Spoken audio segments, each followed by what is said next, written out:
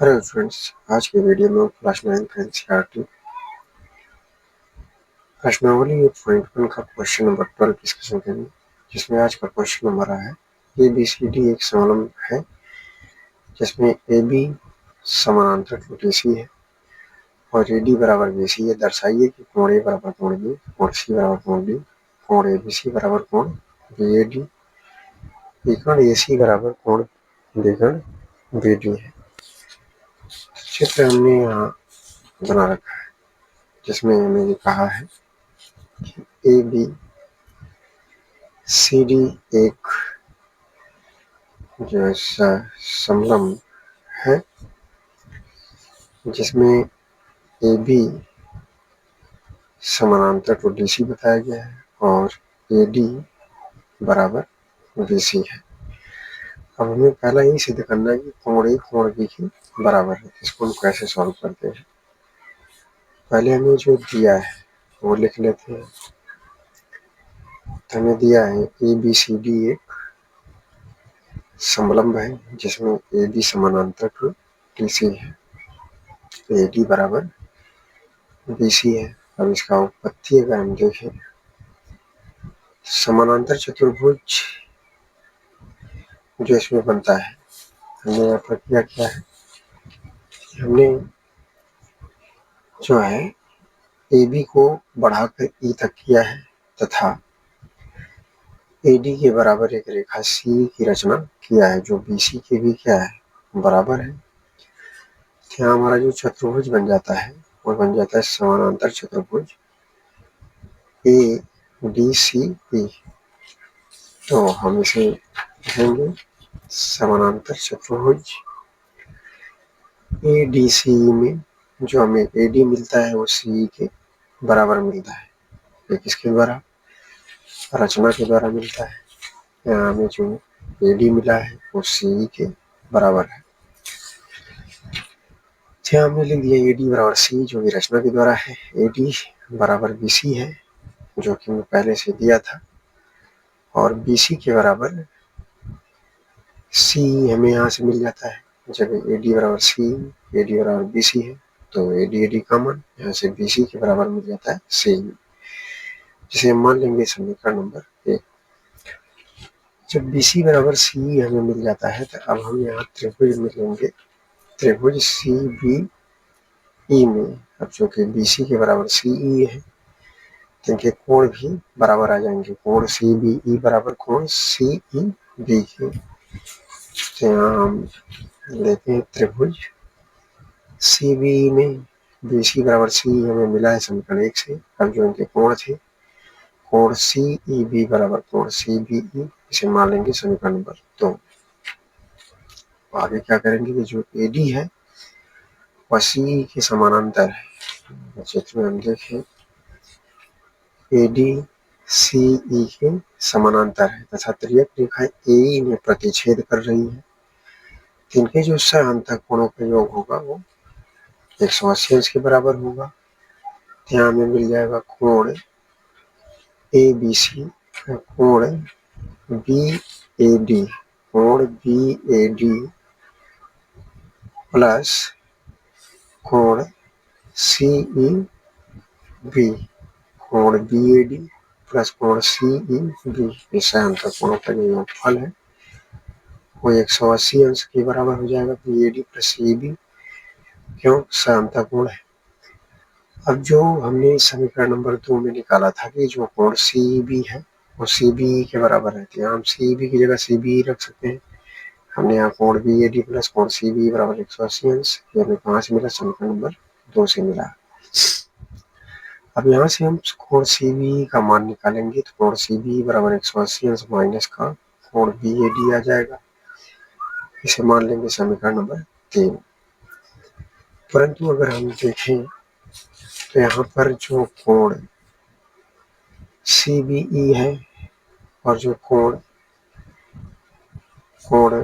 बनेगा कोण ABC, कोण CBE और कोण ABC दोनों का योगफल 180 अंश, दोनों ये रैखिक योग कोण बनेंगे। यहाँ हम लिख सकते हैं कि परंतु कोण ABC प्लस कोण CBE बराबर 180 अंश 100, ये रैखिक कोण है। अभी हमने CBE का जो मान निकाला था वो 180 अंश माइनस का कोण BAD है, तो यहाँ हम लिखेंगे ABC प्लस 180 अंश माइनस का कोण BAD बराबर 180 अंश का, यहाँ से 180 से 180 कट जाएगा, आ जाएगा कोण ABC बराबर कोण BAD। इस तरह से कोण B जो है कोण A के बराबर आ जाता है। पहला हमें यही सिद्ध करना था। तो हमारा ये पहला कोण A बराबर B या फिर कोण B बराबर A ये सिद्ध हो जाता है। अब हमें दूसरा सिद्ध करना है कोण C बराबर कोण D। तो कोण C के बराबर कोण D सिद्ध करना है। इसके लिए अगर हम चित्र में देखें तो हमें जो त्रियक रेखा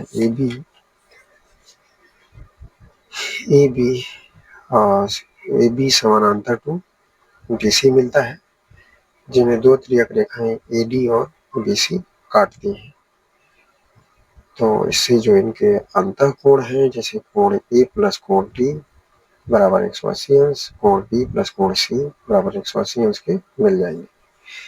इसे हम लिख भी लेते हैं, लिखेंगे कि जो चित्र में हमें दिया कि AB समानांतर टू DC है, त्रियक रेखा AD और BC में प्रतिच्छेद करती है। कोण A प्लस कोण D बराबर 180 अंश अंतः कोण B प्लस कोण C बराबर 180 अंश अंतः कोण। और हम देखें दोनों कोण 180 अंश के बराबर ही है, तो ये दोनों आपस में एक दूसरे के बराबर हो जाएंगे। तो यहाँ से मिल जाएगा कोण A प्लस कोण D बराबर कोण B प्लस कोण C के। इस तरह से A से A कैंसिल हो जाता है, कोण D बराबर कोण C हमें मिल जाता है। हम देख सकते हैं कोण C बराबर कोण D, ये हमारा सिद्ध हो जाता है। इस प्रकार से जो दूसरा पार्ट हमें सिद्ध करना था कि कोण C बराबर कोण D, ये हमारा सिद्ध हो जाता है। अब तीसरा हमें सिद्ध करना है कि त्रिभुज ABC सर्वांग सम होगा त्रिभुज BAD की। तो इसे हमें सिद्ध करने के लिए इसमें कुछ रचना करनी पड़ेगी। तो हम यहाँ हमें त्रिभुज ABC मिलना चाहिए। त्रिभुज ABC इसमें हमें नहीं दिख रहा था, हम क्या करेंगे A को C से मिला देंगे और B को D से मिला देंगे। हमने यहाँ मिला दिया, तो यहाँ से हमने A को C से मिला दिया और B को D से। तो इस प्रकार हम देखें तो हमें त्रिभुज ABC और त्रिभुज BAD मिल जाता है। तो हम दोनों त्रिभुजों को ले लेते हैं, क्योंकि हमें इसे सर्वांग सम सिद्ध करना है। तो यहाँ तीसरा पार्ट लिख देंगे और यहाँ करेंगे त्रिभुज ABC और त्रिभुज BAD में ABC और BAD में अगर हम देखें तो हमें AD के बराबर BC मिल जाता है, जो कि हमें पहले से दिया है। तो यहाँ लिख देंगे AD बराबर BC, जो कि हमें दिया है। और हम ये पीछे सिद्ध कर चुके हैं कोण A बराबर कोण C है। तो यहाँ लिख सकते हैं कोण A बराबर कोण C नहीं, कोण A बराबर कोण B। हम पीछे सिद्ध कर चुके हैं, तो यहाँ लिख सकते सिद्ध हो चुका है, सिद्ध हो चुका है। अगर हम दोनों त्रिभुजों में देखें, त्रिभुज ABC और त्रिभुज BAD में जो AB है वह AB बराबर BA, जो कि उभयनिष्ठ भुजा मिलती है। तो यहाँ लिख सकते हैं AB बराबर BA, और ये कौन सी भुजा है, उभयनिष्ठ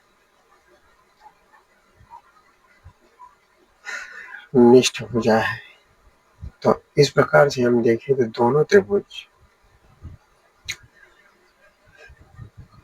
साइड एंगल साइड के नियम पर सर्वांगसम सिद्ध हो जाती है। तो इस प्रकार लिख सकते हैं त्रिभुज ABC सर्वांगसम है त्रिभुज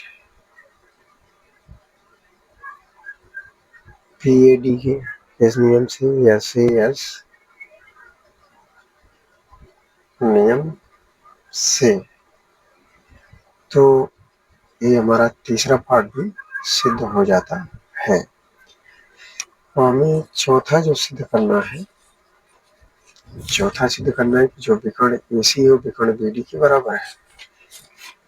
तो जो विकर्ण AC है और विकर्ण BD के बराबर है। तो अभी हमने सिद्ध किया कि जो त्रिभुज ABC है, चौथे पार्ट के लिए हमने सिद्ध किया कि त्रिभुज ABC सर्वांगसम है त्रिभुज BAD की। ये भी हम पीछे सिद्ध किए हैं, यहाँ लिख सकते हैं सिद्ध हो चुका है।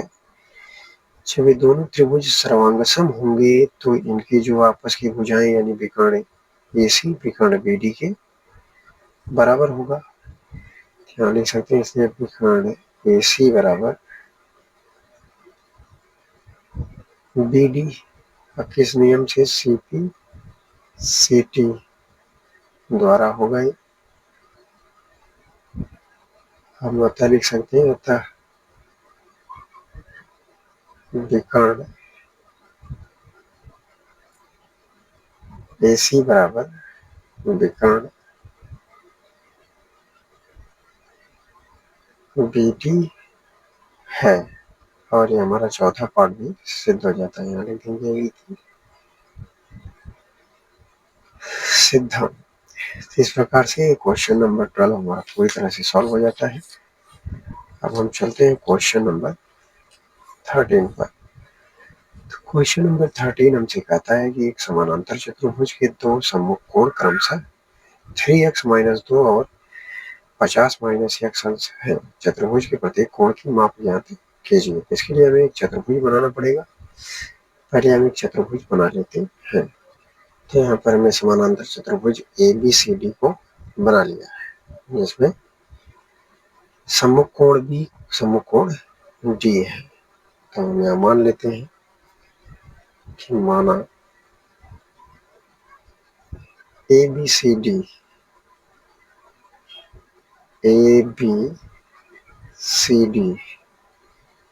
एक समानांतर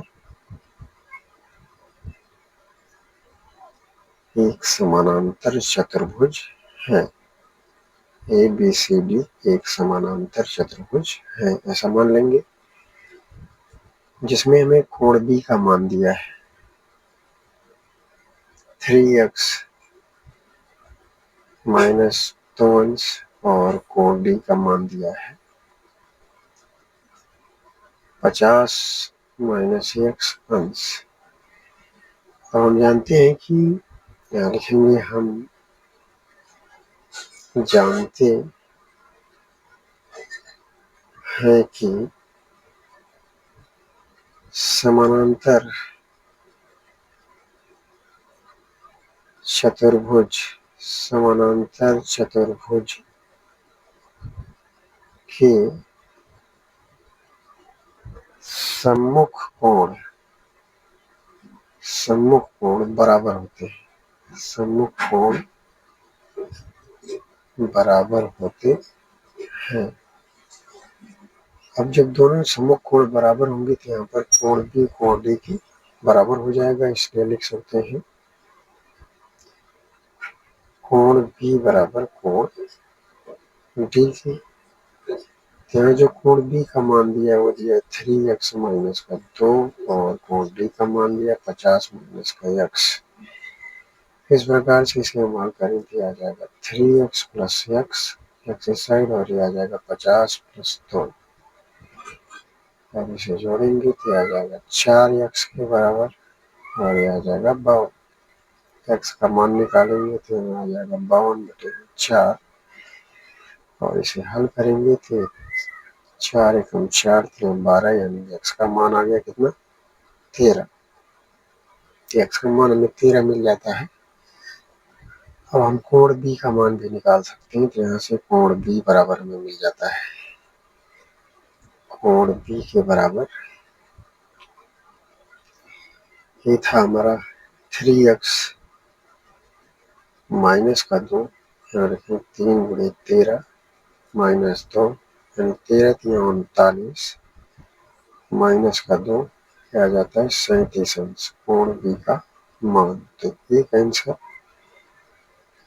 कोण बी का मान हमें एक आंसर मिल जाता है। अब इसी तरह कोण डी का मान निकालते हैं। कोण डी का मान था 50 माइनस का x, इसे हम लिख सकते हैं 50 माइनस 13 बराबर किसके आ जाएगा 37 अंश के। जब ये 37 अंश आ जाता है तो समानांतर चतुर्भुज के आसन्न कोणों का जो योग होता है वो 180 अंश होता है। तो हम लिख सकते हैं तथा समानांतर चतुर्भुज के आसन्न कोणों का योग, आसन्न कोणों का योग बराबर 180 अंश होता है।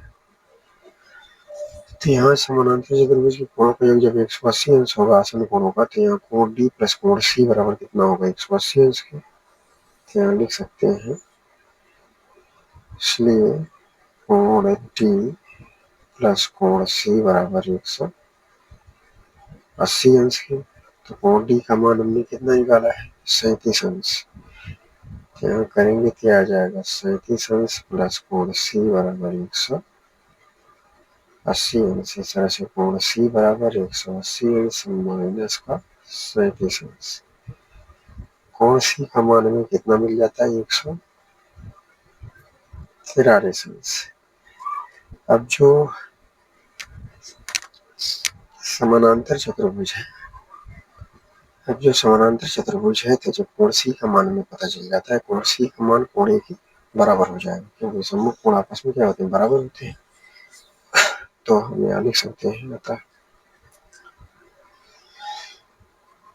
कोण सी बराबर कोण ए के, जो कि बराबर हो जाएगा 143 अंश के।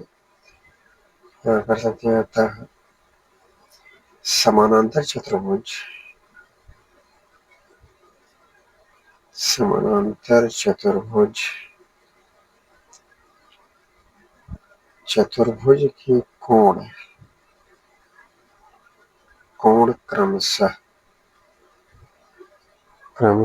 कोण ए बराबर हमें कितना मिल गया 143 अंश। कोण बी का मान कितना आया 37 अंश। ये पहला आंसर हो जाता है, ये दूसरा आंसर।